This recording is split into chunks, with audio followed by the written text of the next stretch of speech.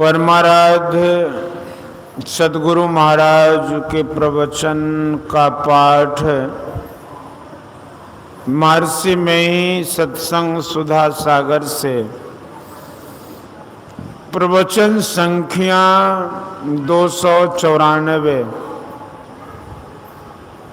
परमात्मा की तेजोमयी विभूतियाँ। पूज्य महात्मा गण तथा धर्मानुरागिनी प्यारी जनता, ईश्वर की भक्ति से अपना कल्याण होगा, इसका विश्वास बहुत दृढ़ता से सबको करना चाहिए। कल्याण की खोज में लोग दौड़ते हैं, कल्याण अपने पास है। जो परमात्मा को भजते हैं उनका कल्याण होता है, और जब परमात्मा को पा लेते हैं तब ऐसा कल्याण होता है कि कभी अकल्याण नहीं होता है। ईश्वर भक्ति के लिए ईश्वर स्वरूप को जानना आवश्यक है।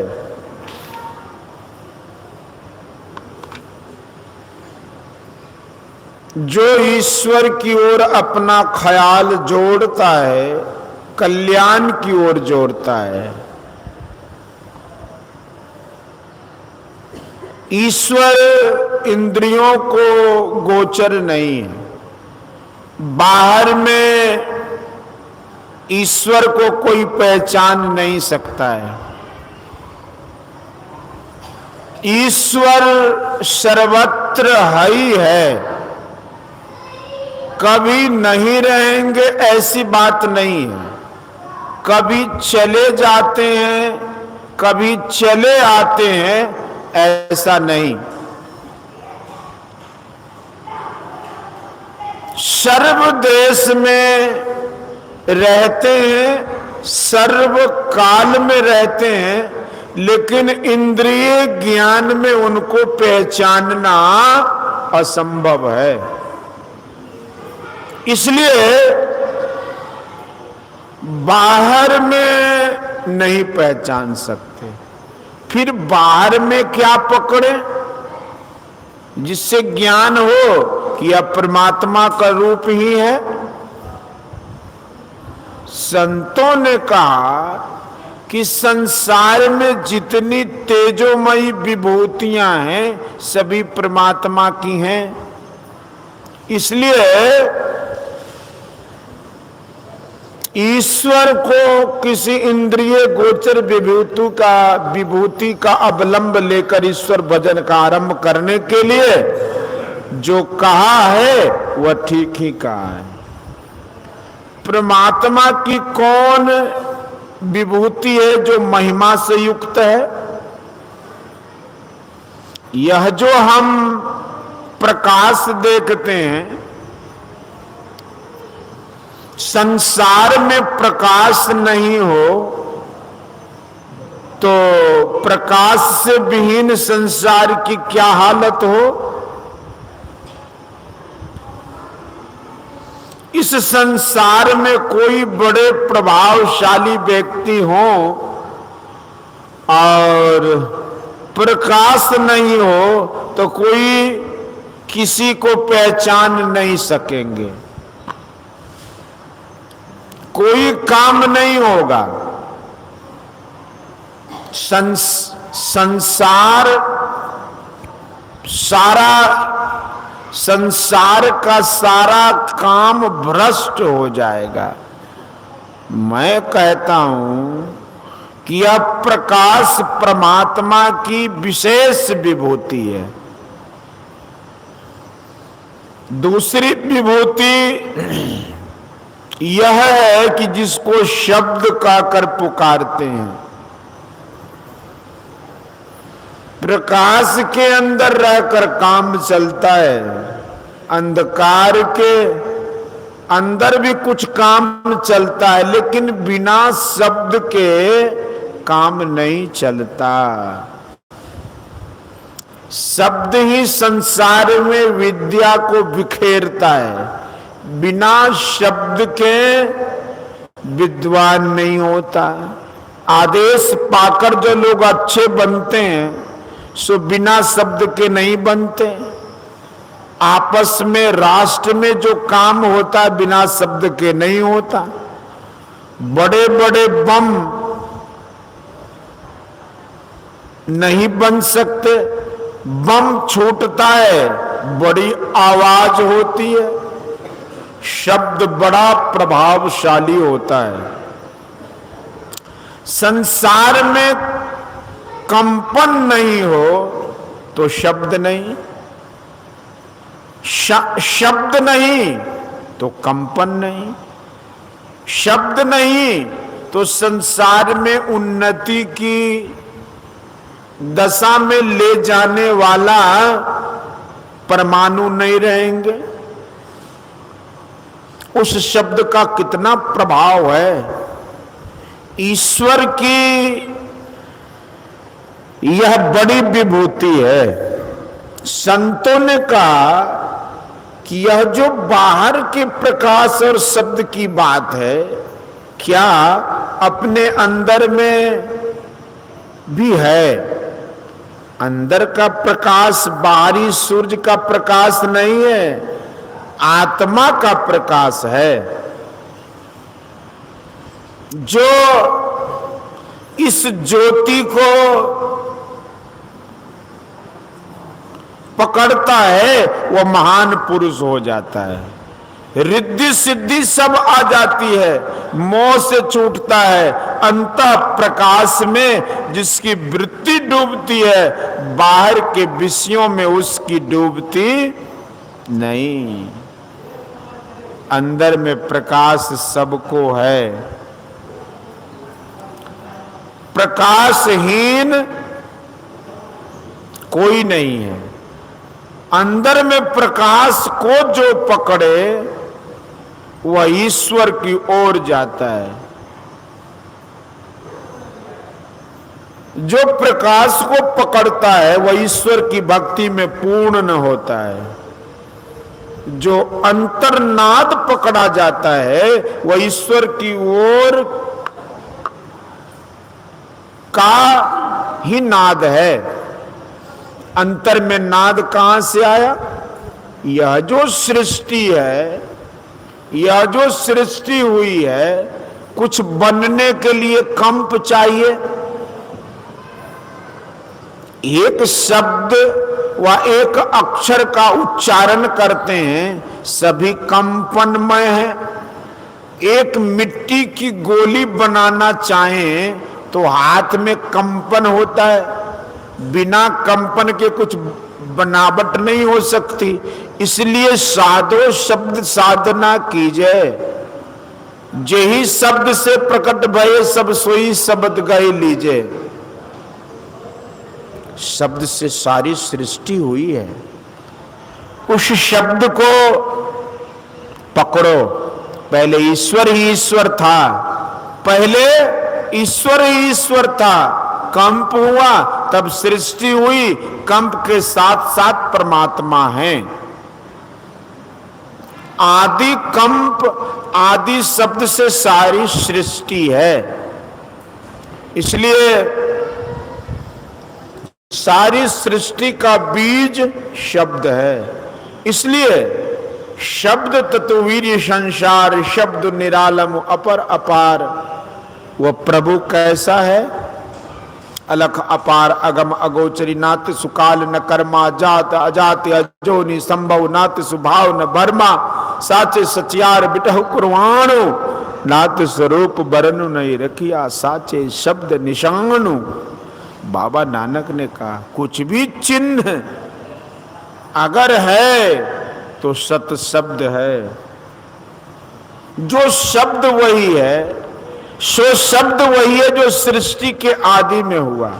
संत दादू दयाल जी के वचन में है कि एक शब्द सब कुछ किया, ऐसा समर्थ सोए, आगे पीछे तो करे, जे बल ही ना होय। पंच ओपना शब्द थे शब्द पंच सो होय। साई मेरे सब किया बूझे बिरला कोय।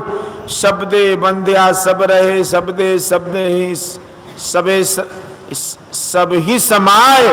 शब्दे ही सब उपजे शब्दे सबे समाय।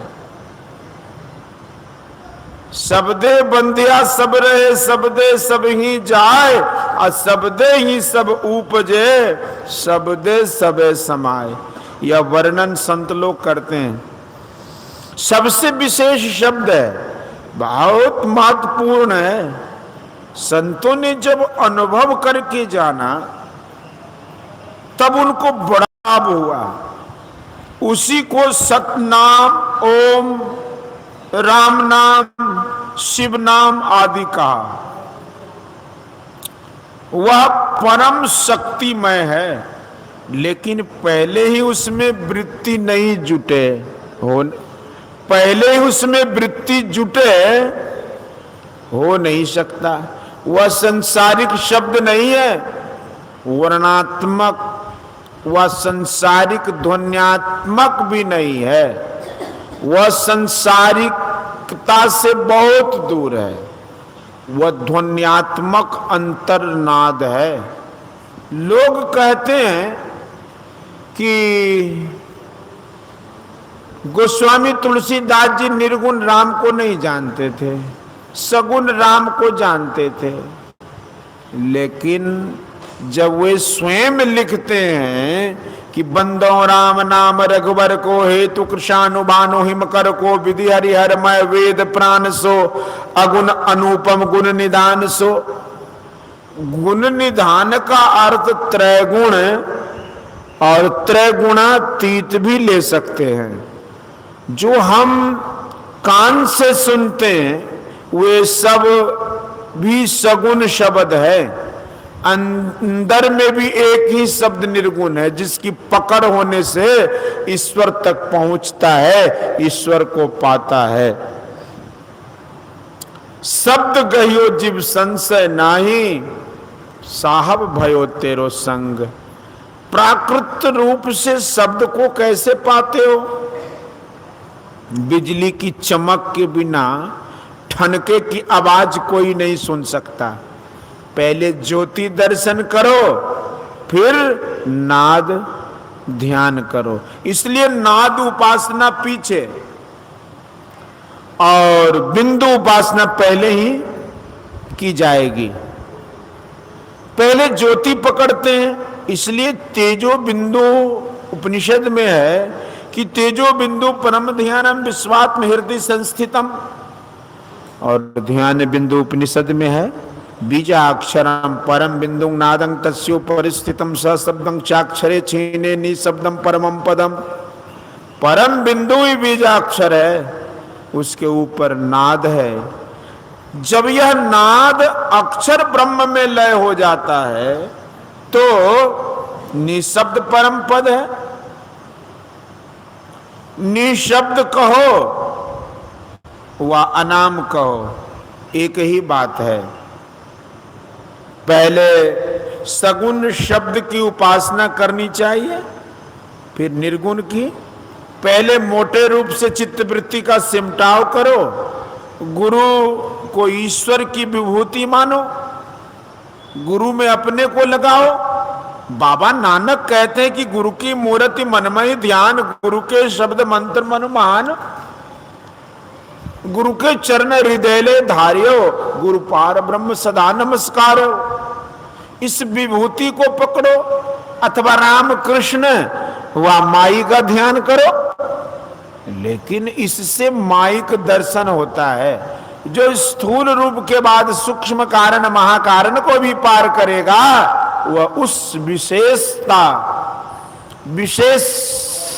पूर्ण तत्व को पावेगा जिसका नमूना संसार में नहीं है। स्थूल शब्द का जप करो, स्थूल रूप का ध्यान करो, मन से जप करो, मन से ध्यान करो। गुरु को युक्ति जानो, इसके बाद फिर गुरु से युक्ति जानकर सूक्ष्म सगुण रूप का ध्यान करो। वह ज्योतिर्बिंदु है। ज्योतिर्बिंदु मन से बनाने से नहीं होगा। जो उस युक्ति से साधना करेगा वह स्थूल से सूक्ष्म में प्रवेश पाकर सूक्ष्म दर्जे का शब्द सुनेगा। शब्द सुनकर जहां के तहां पड़े रहोगे सो नहीं, बल्कि शब्द के उद्गम स्थान पर पहुंचोगे। संत दादू दयाल जी की वाणी में पंच उपना शब्द थे, शब्द पंच सो होय, असाई मेरे सब किया, बूझे बिरला कोई। और कबीर साहब कहते हैं कि पांचों नौबत बाजती होत 36 राग, असो मंदिर खाली पड़ा बैठन लागे काग। ये 5 क्या हैं? सृष्टि के 5 मंडल हैं और उन 5 के 5 केंद्र हैं। इसी तरह अपने शरीर में 5 दर्जे हैं। शरीर और संसार में घनिष्ठ संबंध है। शरीर के जिस तल पर रहिए संसार के भी उसी तल पर रहेंगे। शरीर के जिस तल को छोड़ते हैं संसार के भी उसी तल को छोड़ते हैं। इस तरह जो शरीर के सभी तलों को पार कर सकेंगे वे संसार के भी सभी तलों को पार करेंगे। साधक साधना द्वारा अपने में 5 मंडल पाते हैं। 5 मंडलों से विशेष सृष्टि नहीं हो सकती। कोई भी मंडल बनने के लिए उसका केंद्र होगा और कुछ भी बनने के लिए कंप चाहिए। वह कंप उस मंडल भर में व्यापक होता है और ऊपर के मंडल का शब्द नीचे के मंडल में स्वाभाविक ही व्यापक होता है। संतों ने उसके लिए उपाय बताया कि पहले स्थूल मंडल के शब्द को पकड़कर उसके केंद्र पर आरूढ़ होकर आगे बढ़ो, किंतु उस शब्द को पकड़ने के लिए एक बिंदुता प्राप्त कर लो। हाथरस के तुलसी साहब ने कहा कि श्रुति ठहरानी रहे आकाशा, तिल खिड़की में निस्दिन बासा, गगन द्वार दिसे एक तारा, अनहद नाद सुने झनकारा। ऊपर का शब्द नीचे दूर तक जाता है। स्थूल के केंद्र पर पहुंचने पर सूक्ष्म नाद सुनाई देगा, उसको पकड़कर उसके केंद्र पर पहुंचा जाएगा। इसी तरह धीरे धीरे क्रम क्रम से आगे बढ़ते हुए अंत में वह आदि नाद को पावेगा जिसके सहारे परमात्मा तक पहुंच होगी। जैसे समुद्र के गर्जन में और कोई गर्जन नहीं रहता, उसी तरह आदि नाद के गर्जन में अन्य सभी गर्जन समाप्त हो जाते हैं। वही नाद जाकर परमात्मा से मिलाता है। लेकिन ऐसा ख्याल नहीं करो कि मरने पर होगा। यह जीवन काल में ही होने योग्य है। शरीर अनेक बार मरा है लेकिन जीवात्मा अमर है। यह अनेक शरीर रूप कपड़ों को छोड़ता पहनता आया है। पहले यह करो कि ज्योति दर्शन हो, फिर शब्द से मायावी मंडलों को पार करना होगा। उसके बाद ईश्वर दर्शन हुआ, काम खत्म हुआ। इसी विषय के प्रचार के लिए सत्संग है। अंतःकरण की पवित्रता बस चाहिए। जिसको अंतर में रस मिलेगा वह बाहर विषय रस को क्या समझेगा, वही परम सन्यासी होगा। बोलिए श्री सद्गुरु महाराज। यह प्रवचन उत्तर प्रदेश राज्यांतर्गत 60वां अखिल भारतीय संतमत सत्संग में भारत के महान तीर्थ हरिद्वार में दिनांक 10/6/1968 ईस्वी को प्रातःकालीन सत्संग में हुआ था।